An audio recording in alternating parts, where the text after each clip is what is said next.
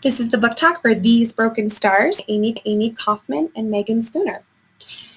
I've read a lot of YA books lately. It's a genre that I started to enjoy as an English teacher and have just kind of continued to be fluent in as I work with teenagers a lot and even my daughter's babysitters. And so this kind of came across my desk. And unfortunately, with YA fiction, oftentimes all of the plot lines seem to blur together.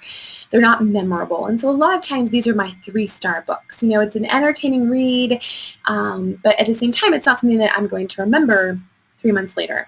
These Broken Stars was a little bit different for me. It is the first in a trilogy. And what is unique about this book is that the trilogy isn't really set up until the end of the story, and it's going to enter into this whole political espionage, multi-layered story that really opens up what's to come. So let me back up a little bit. These Broken Stars is about a luxury airliner, very Titanic-like, only of course it's an intergalactic airliner, and on board is Lilac LaRose. She is the wealthy daughter who is kind of the debutante of this society in this particular ship. Also on board is Tarver Marinson, and he is a military guy. He's crew, right? He's helping to steer to control the ship. And unfortunately, the ship crashes. You learn this at the beginning. Very much Titanic style, a ship that could never crash, and here it is, crashed onto what seems like an abandoned planet.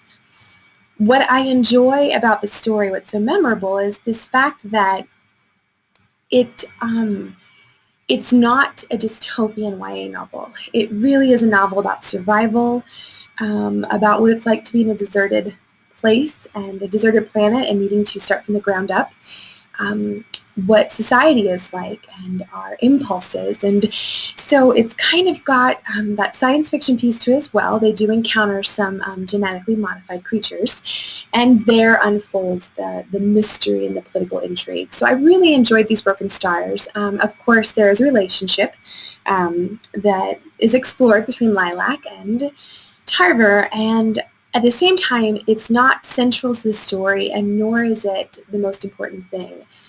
Both characters are very well constructed.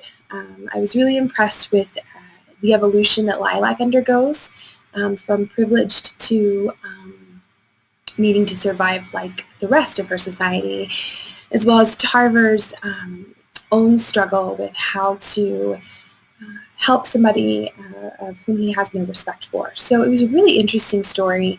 Definitely stuck with me. I'm looking forward to the next one, especially because it's going to be entirely different than the first, and I think that's what's really exciting about these books.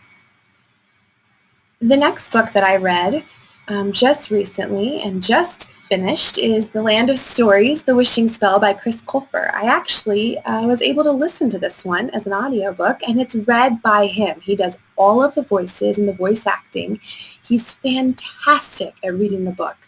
I downloaded it through the Front Range Public Library Overdrive system and was able to listen to it and just had such a lovely time.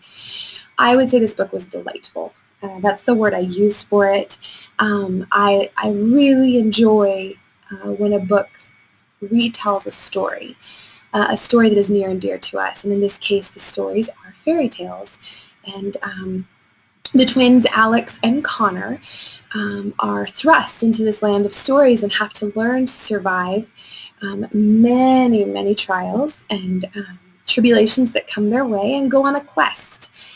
And what I really enjoyed about this book, Chris Colfer, you know, I haven't read his other books yet, but you can tell he's a young writer here. There's a lot of young writer kind of influences that we see, the way that he explains things, the character development, but at the same time, he weaves a very beautiful story. And so I know that as he matures as a writer, his storytelling skills will mature, but a couple of decisions that he made that I was really excited about, and this is not spoilers, but a couple of decisions is he lets Alex and Connor be kids. A lot of times I'll read books. This summer I read The Evolution of Calpurnia Tate, and it was fantastic. But I don't know many kids who act like that, who have that sense of maturity that she did. And these two, I mean, Connor is an immature adolescent boy. Alex is kind of a whiny girl, and they're really their age. And so I think that if you read this to your children at home or your students, or you encourage students to read this, they're going to find themselves in these characters. It's not an untouchable character. It's a character that really acts and behaves like them.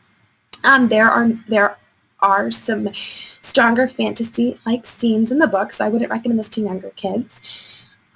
Your younger elementary, but at the same time, I do think it's a great entrance into the fantasy world for kids and into fantasy storytelling. So I really enjoyed the book, and I look forward to reading the next in the series, which I know is already out. So that's it for Book Talks. Thank you.